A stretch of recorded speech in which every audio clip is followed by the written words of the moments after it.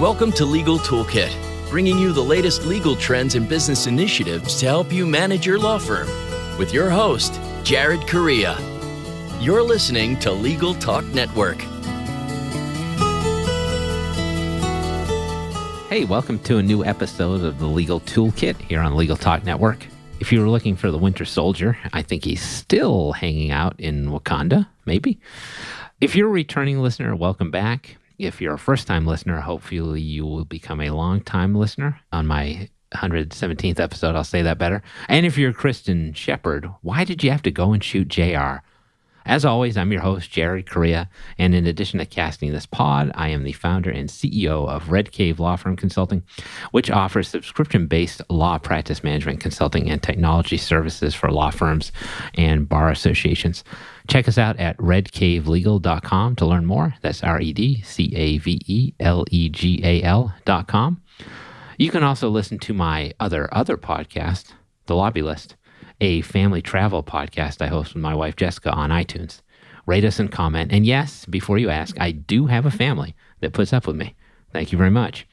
But here on the Legal Toolkit, we provide you each month with a new tool to add to your own legal toolkit so that your practices will become more and more like best practices. In this episode, we're going to tell you how to put your law firm on autopilot. But before I introduce today's guests, let me take a moment to thank our sponsors.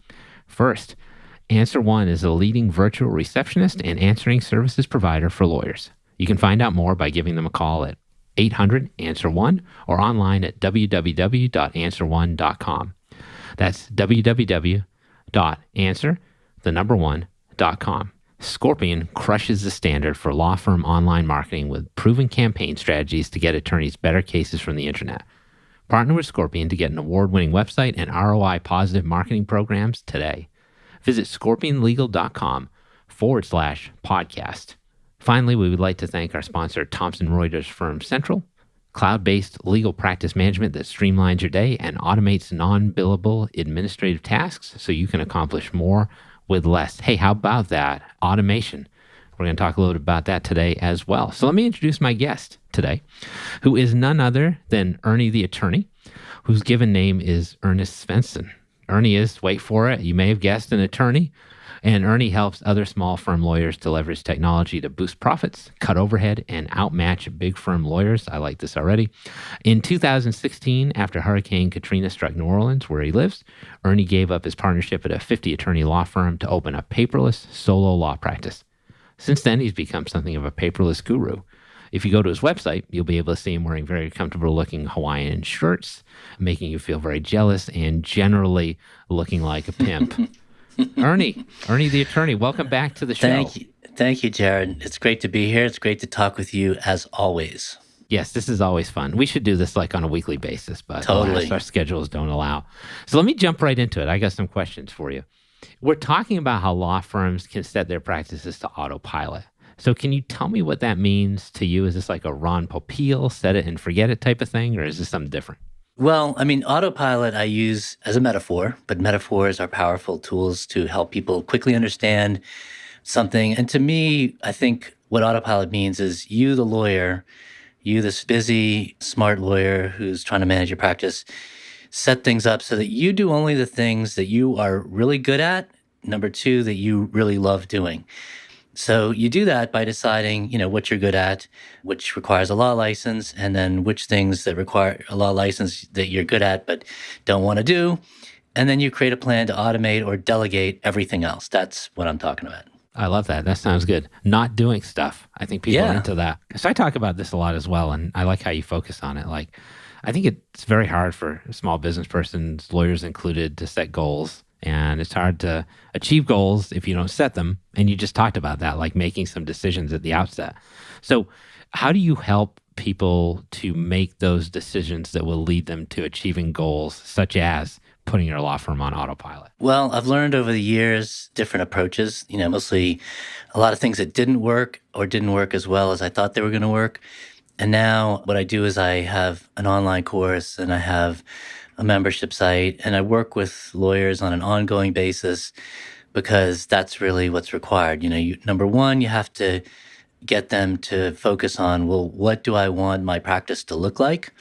And part of that question involves, well, what do I want my life to look like? I mean, if I like working 5 days a week, that's great. That's one kind of practice. If I like working only 4 days a week and a certain number of hours, it's like medicine. I mean, if you want to be a doctor who only works 9 to 5, then picking obstetrics is probably not a good option.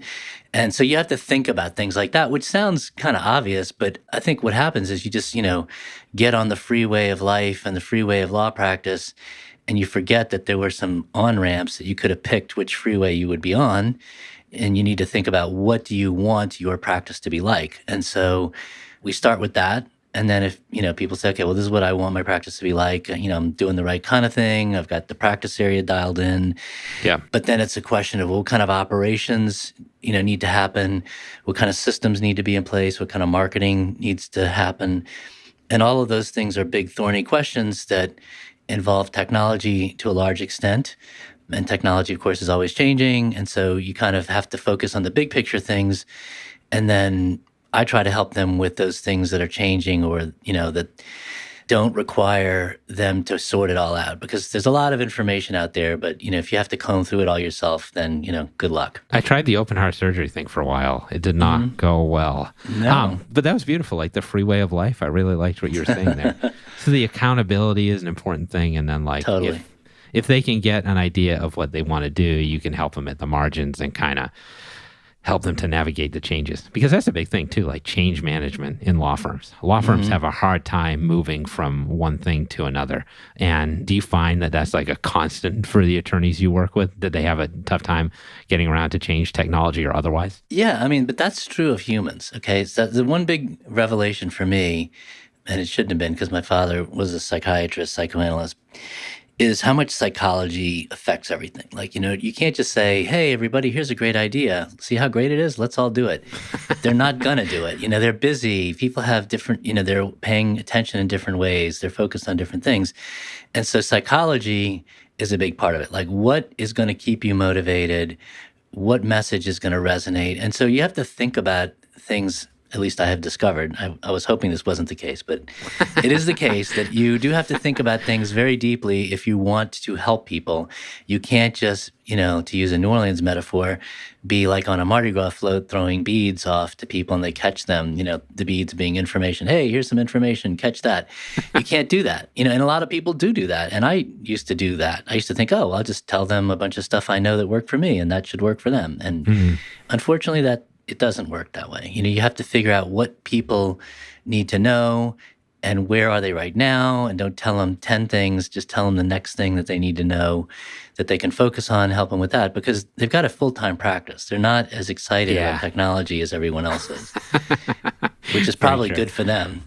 Yes. Whenever people throw me information beads, I just make sure that I keep my shirt on. Try to keep it in check. You're a prude. So that's a good point you make, I think, as well, about like people not being as excited about technology who don't live in this world like we do. And then the other thing is like not overwhelming people. So, Right. I mean, if you're going to throw like 15 different things at people, they're not going to do any of it. But if you throw 3 things at people, they might do one thing, which is better than no things.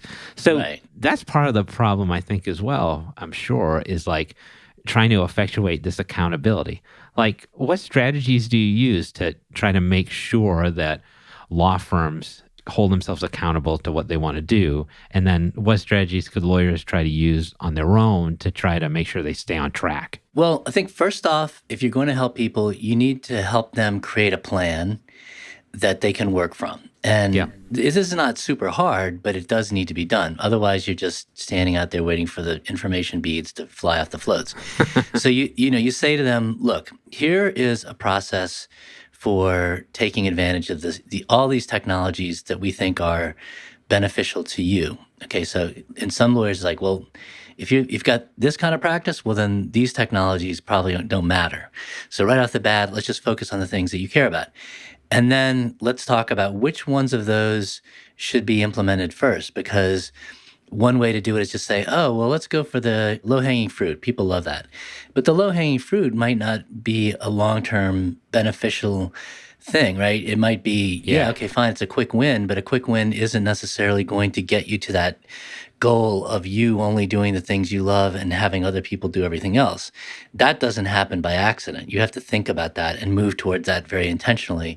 So there should be a process. Like, we're going to do this first. Like, one example would be, if you want to automate a lot of things in your practice, then having a lot of paper is probably not a good idea. You need to get rid of the paper and make it digital and develop digital workflows, because that sets up the automation that can happen with digital stuff, right? Absolutely. I think that's a good point you made too about practice area specific things as well, because not everything is going to work for practice A that works for practice B.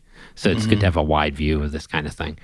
So look up in the air, everyone. You may see some information bees coming down upon you. So collect those. We're going to take a quick break so I can tell you what you need to buy, and we'll come right back. Do you feel like your marketing efforts aren't getting you the high-value cases your firm deserves? For over 15 years, Scorpion has helped thousands of law firms just like yours to attract new cases and to grow their practices. As a Google Premier Partner and winner of Google's Platform Innovator Award, Scorpion has the right resources and technology to aggressively market your law firm and to generate better cases from the internet. For more information, visit scorpionlegal.com/podcast today. Is your firm experiencing missed calls, empty voicemail boxes, and potential clients you'll never hear from again? Enter Answer One Virtual Receptionists. They're more than just an answering service. Answer One's available 24/7. They can even schedule appointments, respond to emails, integrate with Clio, and much more. Answer One helps make sure your clients have the experience they deserve. Give them a call yourself at 800-ANSWER1 or visit them at answer1.com/podcast for a special offer. Hey, thanks for coming back. I'm still here, and Ernie Svenson is still with me. He's talking all about setting up your law firm to succeed. So, Ernie, we're talking about this concept of putting your law firm on autopilot, which I know is appealing to a lot of people. That obviously necessitates some administrative changes. So how is it that law firms can revamp their existing systems to better align with their goals, whether those are existing goals that they have or new goals that they're creating? Well, the key word is systems, right? So, and this again is one of those things that we can toss out there and say, oh, well, you should have systems. There's an information bead for you. But lawyers will say, well, what does that mean to have a system? And how would I go about creating a system? And so the first thing I would say that folks should do is go watch the movie The Founder it's about Ray Kroc, the fellow that created McDonald's. Awesome movie. Yeah, because it's all about how those folks who created McDonald's that he bought the company from had created systems for cooking burgers and selling them in a way that was super efficient for them and gave a lower price to the customer and all the benefits that flowed from that, which now in the franchise world we take for granted. Like, oh, of course, you're going to have systems for this. In the law world, we don't take that for granted because we haven't really thought of it as something that could be systematized. We think of it as very bespoke or, tailored, and that, we just have to do it all one-off each time. But that's not true. There are things you're doing all day long in a law firm that are repetitive. They're fairly similar to something you've done before. And the question is, if you take somebody new and plug that person in, and let's say they have a law degree, but they're new, do you have to show them how to do everything? Or can you just give them the manual and say, look, most of the information is in here, follow the recipe that we've laid out, and if you have questions, let us know, or if you see something that needs to be updated, update the workbook. I feel like I might be your adopted brother because I just wrote a really long article about The Founder and how it's really good for lawyers to watch that movie because of the systems. So yeah. First of all, you're clearly a very bright man. Secondly, it's so true. Lawyers have a distaste for this type of thing because they think it's somehow ugly or cheesy to implement systems, but it saves so much time. So let's talk a little bit about a piece of a system that could be implemented. So I want to talk a little bit about automation of processes. So one thing is creating the system, potentially creating workflows, but lawyers also hesitate to automate processes. And they could automate all kinds of processes, including document automation, which is an obvious example. So my two questions for you are, why do lawyers hesitate to automate processes in the first place? And then secondly, in the spirit of trying to do one or two or three things first, if you're looking at automating things within your law firm, what's the first thing you should do? Well, again, I think that lawyers I used to say that lawyers are hesitant, but the truth of more so than other people, but that's not true. I think everyone who is doing something, once you get in the groove of doing it, it becomes very hard to step outside of that groove and say, okay, well, now let me show somebody else how to do it. I mean, if you could just clone yourself, it'd be great. Here, there's a robot of me who knows everything I know, and now just go do everything that I don't like doing. But that's not possible. So what's the next best thing is you have to methodically train somebody or some people to do those things yourself. So that means that you're going to have to not only do the thing, but then also stop and think as you're doing it, well, okay, let me record this or let me take some notes while I'm doing it. And then that will be the basis for me starting to create the system. Because the other option is, well, I'll just write down what I think I used to, what I did 2 days ago when I did this. And the reality is, you're not going to remember all the things you did, and it's not going to be as thoughtful. So you have to break into a new pattern of saying, number one, I'm noticing this is a thing I've done before. Okay, let me record it or pay attention to it and write down some notes as I'm doing it. And then you could turn those notes over to somebody else and say, here are my rough notes. Take them and flesh them out. Or you could dictate into a microphone and record it and give it to them. You don't have to write all the stuff extensively, but you do have to start the process of creating a system. So basically, you have to create a system for creating systems. And that's the hardest part, is because you're not used to doing that. And, and also I think a lot of perfectionism kicks in. Besides, lawyers are busy, that's one thing. Then they're unclear about, well, how do I start?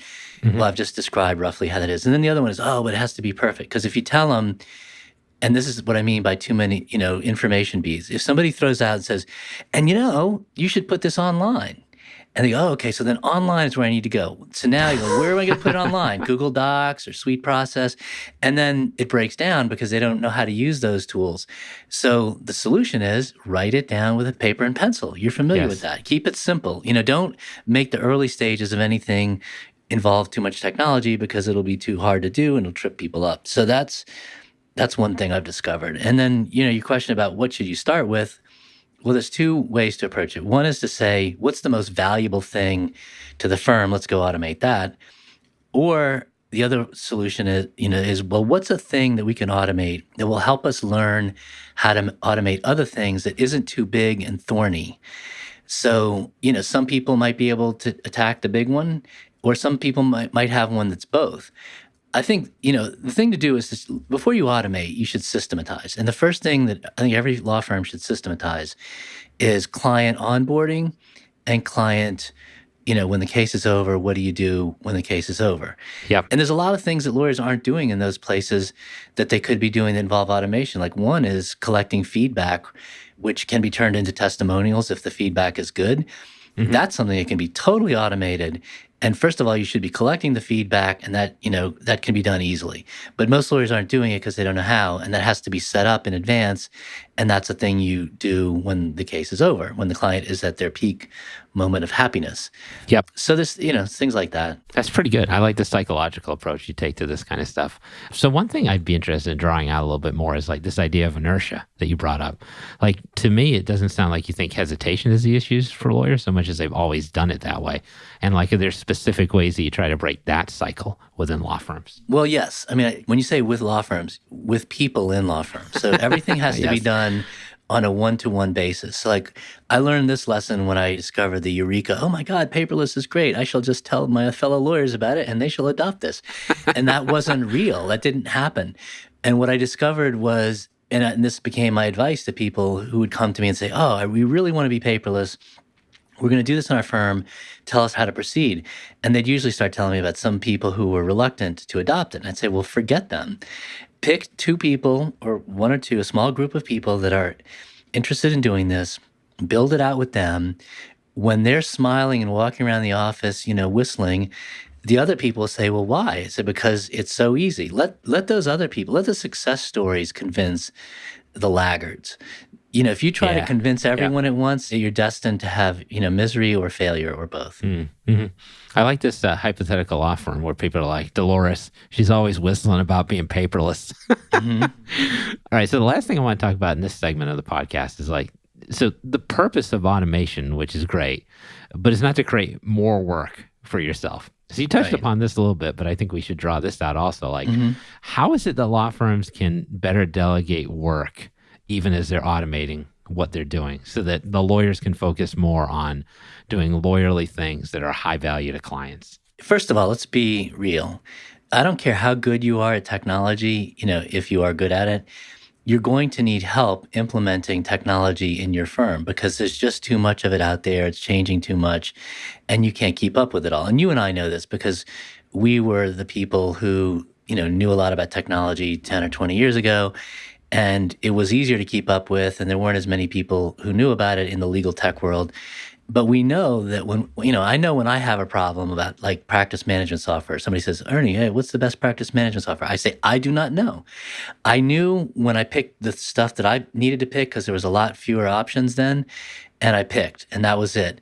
But to recommend to somebody, I don't have my finger on the pulse of all those options, of which there are hundreds, or at least over 100. You are that person. So I tell them, go talk to Jared. Jared is one of those folks who spent a lot of time learning that and has kept up with it. And he doesn't represent a particular company. So if you got to find the right people to help you do all this stuff. So you should delegate the task of figuring out the technology and implementing it to other legal technology people who are, who have the 5 qualities, that I think every legal technology consultant should have. 1, they should know about that particular area. They should be knowledgeable. 2, they should be reliable and you can count on them, to fix things or stay up or to, do good jobs consistently. They should be professional, not, your brother-in-law or some amateur. And, there's amateurs out there. There's people we know who have a blog and are great at dispensing information beads. And that's great, if that's what you want, but they're not going to be good with strategy because they haven't helped people in an in-depth way, right?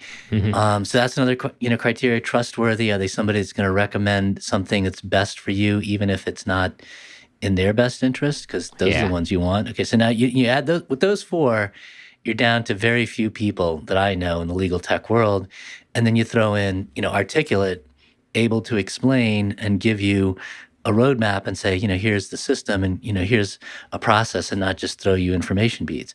So I don't think there's a lot of people in the tech world in general that have all those criteria, but, there's definitely very few in the legal tech world, but they're there, and we know who they are. And, of course, we don't talk about who the bad guys are or whatever, but there are people that are just not going to help you, either out of just they're too self-interested or else they're, beneficent but clueless.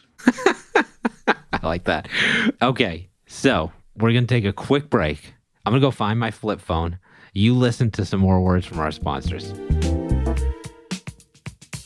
Firm Central, cloud-based legal practice management software for solo and small firms, provides a single online location for all of the tools you need to manage client files and perform client work, and offers unrivaled integration with Westlaw.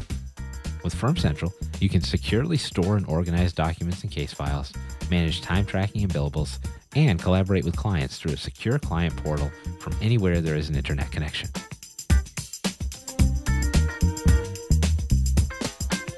Thanks for coming back, everybody. How are your M&Ms? Now, I'm talking about like the real deal M&Ms, not one of these whack new flavors they're coming out with like nacho cheese. So let's reboot our conversation with Ernie Svenson, who's talking to me about your law firm on Autopilot. So we talked about automation, Ernie, and how that could potentially extend to a number of areas in a law firm. And you addressed this as well. Like, this is the first place you want law firms to automate, marketing automation. So how specifically do you advise law firms, like some of the ways for them to better automate their marketing practices? Well, again, so here's the process that I would break things out into. Number 1, start with the stuff that's easiest and also coincidentally the most powerful. So if you need to get more clients, then the most powerful way to easily get good clients is referral marketing, meaning someone out there trusts you, or there are people out there that know you, like you, and trust you, starting with your family and your friends, and then other lawyers. And you just have to have a system for getting those people to give you referrals. And the following is not a system saying, oh, well, they know me, like me, and trust me, I guess they'll send me business. There's no system there. On the other hand, saying, well, they need to be reminded regularly that I exist, and then what kind of practice specifically I have, because they might just think of me as a lawyer in general, and I don't do everything. I do only some things. So I have to remind them specifically what kind of cases do I want. I have to do this regularly, and I have to do it in a non-cheesy, reasonable way. So there's a process for that. And, you can have lunch with people, you can call them on the phone, you can touch base with them in various ways. But the one that you can be automated is you can send them a monthly newsletter, quote unquote. But if I use the word newsletter, here's the psychology. Then people go, oh, well, the newsletter, I have to design it. It's very complicated. No, newsletter is just a term, okay? You're not going to design it. You're going to send an email once a month. You're going to call it a newsletter, and you're going to tell them it's a newsletter. But really, it's just like an email from you to that person with their first name. Hey, Tom, you asked me to give you some updated information. Here's some updated information. And you could start off with, let me just tell you what's been going on in my family. And you go, why would you do that in a newsletter? Right, because it's not exactly a formal newsletter. It's like you're replicating the experience that you would have with this person if you sat down over coffee. And the first thing you're going to do is, plow into, what you do. It's going to be about, well, how is your family? How's my family? Okay, so you have this conversation, but you have to remind people that you exist, because if you don't, they forget. But sending them an email individually, if let's say it's 10 people even, that's hard. But it's not if you upload those names into MailChimp, which is free, and then just once a month, hey, first name, and it inserts the first name, and they get an email. It feels like it's an email from you that you wrote to them specifically, which you didn't. You wrote it specifically to 10 people, but you wrote it in such a way that, it's just casual and conversational, and it reminds them that, you're out there and what kind of work you want. And that works really well. Like I have a friend who, when I told him I was going to start doing email marketing and, get an email, because that's a lot of waste of time. That seems expensive. I said, no, it apparently is like the key to effective marketing, and you should do it. And he said, oh, I'm not going to do it. And I said, well, all you have to do is take those blog posts you're writing and just put some in there and do it once a month. So he started doing it. And then we had lunch one day, and I said, so how's it going? He goes, it's amazing. I got like calls right after I sent the emails. And every time we have lunch now, and this has been going on for years, I'll just say, hey, so how's that work? And he goes, you're beating me down. It's still working. Every time I send the emails out, I get business. So that's the easy, low-hanging, powerful fruit. It's more powerful than trying to do online marketing to people that don't know you, because to build up trust with those people so that you get good clients is hard. Yeah. It can be done and it can be automated, but you need to do it the right way, and most people don't. Absolutely. That's great. Okay, 2 quick questions because we're getting near the end here. What's your best online marketing tip, and what's your best offline marketing tip? My best online marketing tip is if you have a website, well, I gave the best one if you don't have a website, which is referral marketing. Yeah. If you have a website, then you should offer the people that come to your website something of value so that they give you their email address, and then you follow up with a series of emails, all of which can be automated, again, through MailChimp, free of charge, where you nurture them and explain what you do in greater detail in a way that's conversational, down to earth, and not cheesy, awkward, or pushy. And those people will convert. The people that didn't call you automatically will say, oh, you have the 5 keys to starting a new business if you're a business lawyer. Well, gee, I want to know what those are. I shall give you my email address, and you will give me this 1-page PDF that you paid a designer $25 to fancy up. And then you've got their email address, and then you follow up, if you can write those emails yourself. If you can't, hire somebody to do it for you. That's the goal right there. That's the way to do it. It took me a long time to figure it out. But when I got there, I found out, a lot of other people know that this is the way to do it too. So that's online and offline, referral marketing is what I said earlier. Just go take people to lunch. Yep. Meet them, talk to them. I like fancy up. Like, I hope people can follow along with the technical terminology we're throwing around in the show today. I should have used gussy up. Oh, gussy up would have been so much better. All right, so now it's time for the fun question. Like, I got a New Orleans question for you. Where you live. Who are the 5 most famous people you've ever met there? Like, not including Harry Anderson. Who recently passed away, unfortunately. Yes. I don't know if you knew that. Yes. And he lived in New Orleans for a while, but he moved to like Tennessee or something, right? He moved to Asheville, North Carolina after Katrina, But I did meet him. But I also I stood behind Drew Brees when he was visiting his vet. Oh. So that counts, I guess, as meeting him. That totally I didn't want counts. to bother him. I just, his vet was sick, so I didn't want to bother him. I met Wynton Marsalis when I was young, a DJ at Tulane radio station. Nice. I worked at Commander's Palace, the restaurant, when Paul Prudhomme had his last week there, the famous chef, Yep. he was leaving to start K-Paul. He had a big scepter that he used, and he bonked me in the head on it when I grabbed the plate before it was ready. So that counts as meeting. And then I stood behind David Byrne of the Talking Heads fame at a music club. I didn't bother him, but I considered that meeting him because I didn't bother him. Yes. And I met Ruthie the Duck Lady. Who is that? Only I don't know famous. who Ruthie She's the only Duck Lady famous is. in New Orleans. She's a woman who lived in the French Quarter, an old lady who was very kindly, and she had some ducks, and they would follow her around as she walked through the French Quarter. And everybody in New Orleans knows Ruthie the Duck Lady, but that doesn't mean anything to anybody else. But I thought that I would throw that in there. That's good. So if you're listening in New Orleans, you know what Ernie's talking about. That was like a powerhouse session right there. You just threw down like 5 people off the top of your head. You've even been beaten by Paul Prudhomme. I was not expecting that. I know, bonked on the head. So that's going to do it for this episode of the Legal Toolkit. And it was Ernie the Attorney, also known as Ernie Svenson, talking to us about process management. Dude loves efficiency. Now, I'll be back on future shows with further insights into my soul, the soul of America, and the legal market. If you're feeling nostalgic for my dulcet tones, however, you can check out our entire show archive anytime you want at LegalTalkNetwork.com. So thanks again to Ernie Svenson for appearing on today's show. So Ernie the Attorney, can you tell folks a bit more about where to find information about you and what you do? Well, if you Google Ernie an Attorney, you'll find my Ernie the Attorney website. And there I have a download. See, I practice what I preach. It's a 10-page PDF that has links to all the stuff I've talked about here today, plus other things that I think are useful to lawyers who are trying to run a more efficient practice. So that's probably the best place to go. I have links to my other websites there. And then the one other thing that folks might want to do is if you're a user of Facebook, which I know not everyone is, including you, Jared, if you type in Law Firm Autopilot into the groups area, you'll find a free Facebook group that I have for lawyers that we can share information with each other.